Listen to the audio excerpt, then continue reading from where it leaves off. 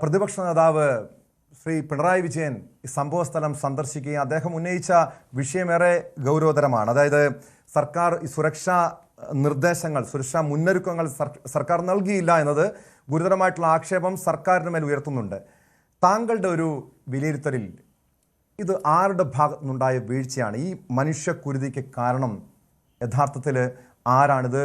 മനുഷ്യനിർമ്മിതമായിട്ടുള്ള ഒരു ദുരന്തം തന്നെയല്ലേ ഇത്? 100% മനുഷ്യനിർമ്മിതമായ ദുരന്തമാണ് ഇത്. ഞാൻ സംസാരിക്കുമ്പോൾ എനിക്ക് കൂടെ ഇരിക്കുന്ന 2 പാനലിസ്റ്റുകളും 2 രാഷ്ട്രീയ പ്രസ്ഥാനങ്ങളെ പ്രതിനിധീകരിക്കുന്നവരാണ്. സ്വാഭാവികമായും അവർ അതിനെ ഡിഫെൻഡ് ചെയ്തുകൊണ്ടായിരിക്കും സംസാരിക്കുന്നത്. പക്ഷേ ഞാൻ ബയാസ്ഡ് അല്ലാതെ കൃത്യമായൊരു ശാസ്ത്ര വിഷയങ്ങളാണ്, സാങ്കേതിക കാര്യങ്ങളാണ് പറയാൻ ഉദ്ദേശിക്കുന്നത്. വയനാട് പോലുള്ള ഒരു പ്രദേശത്ത് ഒരു തുരങ്കപാത വരുമ്പോൾ അത് വരുന്ന സമയത്ത് തന്നെ ഒരുപാട് ആശങ്കകൾ ഒരുപാട് ആളുകൾ പറഞ്ഞിരുന്നു. അന്ന് പ്രതിപക്ഷ നേതാവ് ഉണ്ടായിരുന്ന ഇപ്പോഴത്തെ മുഖ്യമന്ത്രി പ്രതിപക്ഷത്തിരുന്ന് പറഞ്ഞു. അദ്ദേഹം പറഞ്ഞത് ശരി, രാഷ്ട്രീയമാണെന്ന് വയ്ക്കാം. അങ്ങനെ പറഞ്ഞാൽ തന്നെ മറ്റ് വയനാടുള്ള തന്നെ വർഷങ്ങളായി പ്രവർത്തിക്കുന്ന പ്രകൃതി സംരക്ഷണ സമിതിക്കാരും ബാദുഷയെ പോലുള്ളവരും അവിടെയുള്ള ഒരുപാട് ആളുകൾ, ശാസ്ത്ര സാങ്കേതിക വിദഗ്ധരുമൊക്കെ ഒരുപാട് ആശങ്കകൾ പറഞ്ഞിരുന്നു.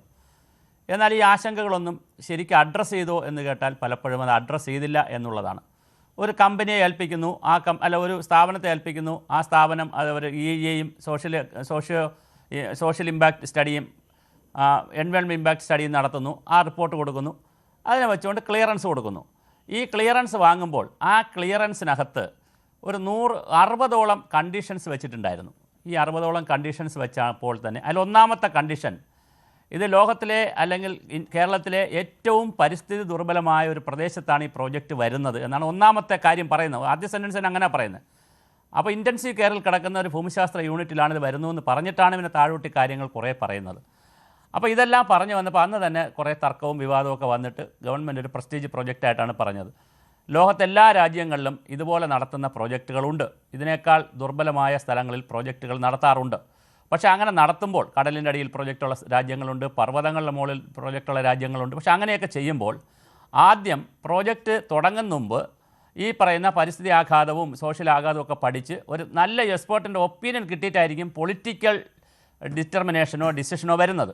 ഇവിടെ അങ്ങനല്ല. ഇവിടെ നമ്മുടെ പൊളിറ്റിക്കൽ ലീഡർ, ഏത് ഭരണമായാലും പൊളിറ്റിക്കൽ ലീഡർ ആദ്യം ഒരു പ്രസ്റ്റീജ് പ്രോജക്റ്റ് അങ്ങ് പ്രഖ്യാപിക്കും. കടലോര തീരദേശ ഹൈവേ, മലയോര ഹൈവേ, പിന്നെ കേരയിൽ അല്ലെങ്കിൽ ഇപ്പോഴത്തെ അതിവേഗ പാത ആദ്യം പൊളിറ്റിക്കലി അതങ്ങ് പ്രഖ്യാപിക്കും. സുരംഗപാത അങ്ങനെ തന്നെയായിരുന്നു. എന്നിട്ടാണ് ഈ പഠനങ്ങളും കാര്യങ്ങളൊക്കെ നടത്തുന്നത്. അങ്ങനെ പഠനം നടത്തുമ്പോൾ ഇത് നടത്താൻ വേണ്ടിയിട്ടുള്ള പഠനങ്ങളാണ് പലപ്പോഴും നടക്കുന്നത്. അപ്പോൾ അവരെന്ത് ചെയ്യും? പഠനം നടത്തുന്നവർ തന്നെ കുറച്ച് ശുപാർശകൾ കൊടുക്കും. ആ ശുപാർശകളൊക്കെ അലമാരയിലിരിക്കും. ക്ലിയറൻസിന് വേണ്ടി, ടൈം ക്ലിയറൻസിന് വേണ്ടിയിട്ടാണ് ഈ പഠനങ്ങൾ നടത്തുന്നത്. ആ പഠനങ്ങൾ കഴിഞ്ഞാൽ ഒരു മനുഷ്യനും ആ റിപ്പോർട്ട് എടുത്ത് നോക്കാറില്ല. വിഴിഞ്ഞ പദ്ധതിയുടെ EIA എൻവയോൺമെൻറ്റ് ഇമ്പാക്റ്റ് അസസ്മെൻറ്റ് 1200 പേജാണ്. അത് ഇംഗ്ലീഷിലാണ് തയ്യാറാക്കിയിരിക്കുന്നത്. അതിനെ സംബന്ധിച്ച് അത് പിന്നെ ഒരിക്കൽ തയ്യാറാക്കിയ പിന്നെ ജനങ്ങളൊന്നും ഇത് കാണുന്നില്ല, ഒരു മനുഷ്യനും ഇത് കാണുന്നില്ല. വെബ്സൈറ്റിലിടും 4 ദിവസം 1 മാസം കാണും, പിന്നെ കാണത്തില്ല. അപ്പോൾ അങ്ങനെയുള്ള ഒരു പഠന റിപ്പോർട്ടിൽ ഒരുപാട് കാര്യങ്ങൾ പറഞ്ഞിട്ടുണ്ടാവും. അതൊന്നും മോണിറ്റർ ചെയ്യുന്നതിനോ കൃത്യമായി അത് നോക്കുന്നതിനോ ഉള്ള വളരെ പ്രൊഫഷണലായിട്ടുള്ളൊരു സംവിധാനത്തിൽ കേരളം ഇനിയും പോയിട്ടില്ല. എൻ്റെ ഒന്നാമത്തെ ടേക്ക്. 2, ഈ വയനാട് പോലുള്ളൊരു സ്ഥലത്ത് ഇത് ചെയ്യുമ്പോൾ എടുക്കേണ്ടുന്ന പ്രിക്കോഷൻസ് ഉണ്ട്. പദ്ധതി വേണോ വേണ്ടേ എന്നുള്ള ചർച്ച ഇപ്പോഴും പ്രസക്തമല്ല. കാരണം പദ്ധതി തുടങ്ങി പാതി വഴി നിൽക്കുകയാണ്. 8 കിലോമീറ്റർ അതായത് 20 മിനിറ്റ് ലാഭിക്കാൻ, 45 മിനിറ്റ് എന്നുള്ളത് 20 മിനിറ്റാക്കി, 45 കിലോമീറ്റർ എന്നുള്ളത് 20 കിലോമീറ്ററായി കുറയും.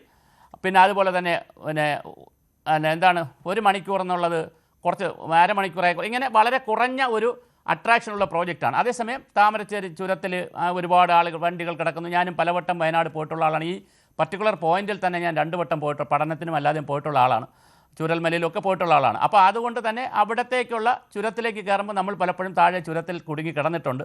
അവിടുത്തെ 5 പാതകളും ചുരത്തിൽ വഴി മുകളിലെത്താൻ കഴിയുന്ന 4-5 പാതകളുണ്ട്. അതെല്ലാം വികസിപ്പിക്കുകയും ഒരു ആൾട്ടർനേറ്റീവ് പദ്ധതിയെക്കുറിച്ചൊക്കെ ചിന്തിക്കണമെന്നുള്ള വയനാടുകാരുടെ തന്നെ ആവശ്യമൊക്കെ പരിഗണിച്ചുകൊണ്ടൊന്നും അല്ല ഇത് വന്നത്. ഒരു പ്രസ്റ്റീജിയസ് പ്രോജക്റ്റ് പ്രഖ്യാപിക്കുന്നു, പ്രോജക്റ്റ് നടപ്പിലാക്കുന്നു. പക്ഷേ ഇപ്പോൾ സംഭവിച്ചിരിക്കുന്നത് ഞാൻ ഈ പറഞ്ഞ പോലെ അത് പ്രൊഫഷണലായി പോകേണ്ട ഒരു പ്രോജക്റ്റ് പലപ്പോഴും പ്രൊഫഷണലായിട്ടല്ല. കേരളത്തിൽ അത് ഏത് പ്രൊജക്റ്റും അങ്ങനെ തന്നെയാണ്. ദേശീയപാതയുടെ നിർമ്മാണം നിങ്ങൾ നോക്കൂ, തിരുവനന്തപുരം സ്മാർട്ട് സിറ്റി നോക്കൂ, ഏത് പ്രൊജക്റ്റ് ആയാലും വളരെ അമച്വറായിട്ടാണ് നമ്മൾ പ്രോജക്റ്റുകൾ ചെയ്യുന്നത്. അതിൻ്റെ ദുരന്ത ഫലങ്ങളാണ് അവിടെ സംഭവിക്കുന്നത്. 1 മാസം മുമ്പ് കത്ത് കൊടുത്തു എന്ന് പറയുന്നു, പിന്നെ മിനിറ്റ്സ് ഉണ്ടെന്ന് പറയുന്നു. അതായത് ഈ മണ്ണൊക്കെ മാറ്റണമെന്ന്. കമ്പനി ഇന്നലെ പറഞ്ഞത് മണ്ണ് കിടന്ന സ്ഥലത്തല്ല ഈ പ്രശ്നം, 18 മീറ്റർ മുകളിലാണ്. ഒരു ഭൂമിശാസ്ത്ര പ്രദേശത്ത്, അതും വയനാടിൻ്റെ ചരിവ് പ്രദേശത്ത് 18 മീറ്റർ എന്ന് പറയുന്നാൽ നമ്മളിവിടെ തൊട്ടടുത്തിരിക്കും പോലുള്ള സ്ഥലമേ ഉള്ളൂ. ആ 18 മീറ്ററിൻ്റെ മുകളിലുണ്ടായ ഒരു ഉരുൾപൊട്ടലോ അല്ലെങ്കിൽ മണ്ണിടിച്ചിലോ ലാൻഡ് സ്ലിപ്പാണ് താഴേക്ക് വന്ന് ഇത്രയും കോംപ്ലിക്കേഷൻ ഉണ്ടാക്കിയെന്നൊക്കെയാണ് പറയുന്നത്. അതിനാവശ്യമായ കൃത്യമായ കാര്യങ്ങൾ നമ്മൾ പലപ്പോഴും ചെയ്യുന്നില്ല എന്നുള്ളതാണ് ഇതിൻ്റെ കാര്യം. ആ സമയത്ത് തന്നെ, പ്രൊജക്റ്റ് വന്ന സമയത്ത് തന്നെ ഒരുപാട് ആശങ്കകൾ കേരളത്തിലെ ആളുകൾ പറഞ്ഞിരുന്നു. ലോകത്തെല്ലാ രാജ്യങ്ങളിലും ഇങ്ങനെ ആശങ്കകൾ പറയുന്നവരെ കൂടി വിശ്വാസത്തിലെടുക്കുന്ന സമീപനമുണ്ട്. നിർഭാഗ്യവശാൽ അങ്ങനെ ഒരു സമീപനമില്ല. ഞാനൊരു വാക്കുകൂടെ പറഞ്ഞ് അവസാനിപ്പിക്കാം. ലോകത്തിലെ നമ്മൾ ഏറ്റവും വലിയ മുതലാളിത്ത സാമ്രാജ്യത്തെ ലോകം എന്നറിയപ്പെടുന്ന രാജ്യം എന്ന് അമേരിക്കയിൽ 1962 DDT അടിക്കുന്നത് കൊണ്ട് അവിടെ വസന്തം വരുന്നില്ല എന്നൊരു പുസ്തകം റേച്ചൽ കഴ്സൺ സൈലൻറ്റ് സ്പ്രിംഗ് എഴുതിയപ്പോൾ അവരെ വിളിച്ച് അവരെ കേൾക്കുകയും അതിനുശേഷം DDT നിരോധിക്കുകയും ചെയ്തു അമേരിക്കയിൽ. നമ്മളിവിടെ ഈ സാങ്കേതിക വിദഗ്ധരും പരിസ്ഥിതി പ്രവർത്തകരെന്നുള്ള വിദഗ്ധരുമൊക്കെ ഉള്ള ആളുകളെ ഒന്നും കേൾക്കാതെയും ഒക്കെയുള്ള ഒരുപാട് ദുരന്തങ്ങൾ വരുന്നുണ്ട്. അതുകൊണ്ട് തന്നെ ഇതിനകത്ത് ഒരു ക്ഷണിച്ചു വരുത്തിയ ദുരന്തമാണെന്ന് ആരെങ്കിലും പറഞ്ഞാൽ അവരെ നമുക്ക് കുറ്റം പറയാൻ കഴിയില്ല. യെസ്, അതാണ്. എന്തായാലും വികസനം വേണം. ഇതുപോലുള്ള ദുരന്തങ്ങൾ സംഭവിക്കുമ്പോൾ വികസനം പാടില്ല, അല്ലെങ്കിൽ ഇത്തരം വികസന പദ്ധതികൾക്ക് അത് തുരങ്കം വെക്കാൻ പാടില്ല എന്നത് ഒരു യാഥാർത്ഥ്യം തന്നെയാണ്. ശ്രീ SK സജീഷ്, നമുക്കറിയാം ഈ മലയോര മേഖലയുടെ വികസനത്തിൽ അത് വിപ്ലവകരമായ ഒരു കുതിപ്പാകുമെന്നും ഒരു അഭിമാന പദ്ധതിയായും കഴിഞ്ഞ ഇടതു സർക്കാർ ഇതിനെ വിശേഷിപ്പിച്ചതാണ്. മാത്രമല്ല ഇതൊരു രാഷ്ട്രീയ നേട്ടം കൂടിയായിരുന്നു ഇടതുപക്ഷത്തെ സംബന്ധിച്ച്. അത് തെരഞ്ഞെടുപ്പ് ഫലം എന്തായിക്കോട്ടെ, പക്ഷേ അതൊരു പരിധിവരെയും CPM-നെ സംബന്ധിച്ച്, ഇടതുപക്ഷത്തെ സംബന്ധിച്ച്, കഴിഞ്ഞ സർക്കാരിനെ സംബന്ധിച്ച് വലിയ നേട്ടം തന്നെയായിരുന്നു ഇത്തരൊരു പദ്ധതി കൊണ്ടുവരാൻ കഴിഞ്ഞത്. പക്ഷെ അതിനുശേഷമുണ്ടായി ഈ ദുരന്തം ഉണ്ടായിരുന്നില്ലെങ്കിൽ ഒരുപക്ഷെ അത് വലിയ രീതിയിൽ ചർച്ച ചെയ്യപ്പെടുമായിരുന്നു. കാരണം കേരളത്തിലും ഇതുപോലുള്ള തുരങ്കപാതകൾ വേണമെന്ന ആവശ്യം മുൻപേ ഉയർന്നു വന്ന നമ്മൾ കണ്ടതാണ്. നേരത്തെ വയനാട്ടിലുള്ള ആളുകളുടെ പ്രതികരണങ്ങൾ. വയനാട്ടുകാർ ആഗ്രഹിക്കുന്നുണ്ട് സമാന്തര പാത അല്ലെങ്കിൽ സമാന്തര സംവിധാനം, ഒരു തുരങ്കപാത അല്ലെങ്കിൽ സമാന്തര സംവിധാനം അവർക്ക് വേണമെന്നൊരു ആഗ്രഹിക്കുന്നുണ്ട്. പക്ഷേ ഇത് മനുഷ്യരുടെ ജീവൻ പണയം വെച്ചുകൊണ്ട് ഇത്തരം വികസന പ്രവർത്തനങ്ങൾ വേണമോ എന്നതാണ് ഒരു ചോദ്യം. മാത്രമല്ല നേരത്തെ ശ്രീ സുഭാഷ് ചന്ദ്രബോസ് സൂചിപ്പിച്ചതുപോലെ ഇത്തരം നിർദ്ദേശങ്ങളൊക്കെ ഒരു പദ്ധതി പ്രഖ്യാപിച്ചു കഴിഞ്ഞാണ് പിന്നീട് ഇത് പഠനത്തിന് വേണ്ടി വിദഗ്ധരെ സമീപിക്കുന്നത്. മാത്രമല്ല ദുരന്ത നിവാരണ അതോറിറ്റി പോലും ഇതുമായി ബന്ധപ്പെട്ട് ചില പ്രശ്നങ്ങൾ ഉണ്ടെന്ന് ചൂണ്ടിക്കാണിച്ചു. പിന്നീട് സുപ്രീം കോടതിയുടെ നിർദ്ദേശപ്രകാരമാണ്, അതായത് കേന്ദ്ര സർക്കാരിൻ്റെ നിർദ്ദേശങ്ങൾ പാലിച്ചുകൊണ്ട് ഇത്തരം പദ്ധതികൾ വേണം, നടപ്പാക്കാം. പക്ഷെ എന്തുകൊണ്ടാണ്, ആരാണ് ഈ പദ്ധതിയിൽ ഇത്തരം മാനദണ്ഡങ്ങൾ അട്ടിമറിച്ചത്? ഇതിന് പിന്നിൽ ആരാണ്? മാത്രമല്ല ഇത് നിങ്ങൾക്ക് മേലാണ്, അതായത് ഇടതുപക്ഷത്തിന് മേലാണ് മുഖ്യമന്ത്രി ഉൾപ്പെടെ ഇന്നലെ വിമർശനം ഉന്നയിക്കുന്നത്. കാരണം താൻ മുൻപേ ഈ വിഷയങ്ങളൊക്കെ ചൂണ്ടിക്കാണിച്ചതാണ്. ഇത് ബോധപൂർവം വരുത്തിവെച്ച ദുരന്തമാണെന്ന് ഭരണപക്ഷം CPM-നെതിരെ ഇടതുപക്ഷത്തിനൊരു ആരോപണമായി ഉയർത്തി കാണിക്കുന്നുണ്ടല്ലോ.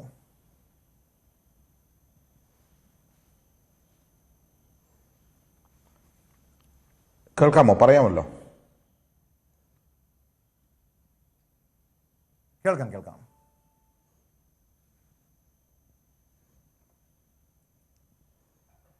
ഇവിടെ നേരത്തെ പരിസ്ഥിതി പ്രവർത്തകനായിട്ടുള്ള ശ്രീ സുഭാഷ് ചന്ദ്രബോസ് ചില കാര്യങ്ങൾ സൂചിപ്പിച്ചിട്ടുണ്ട്. അതുപോലെ താങ്കൾ കൂടുതൽ വാർത്തകൾക്ക് News 18 Keralam YouTube channel subscribe ചെയ്യുക.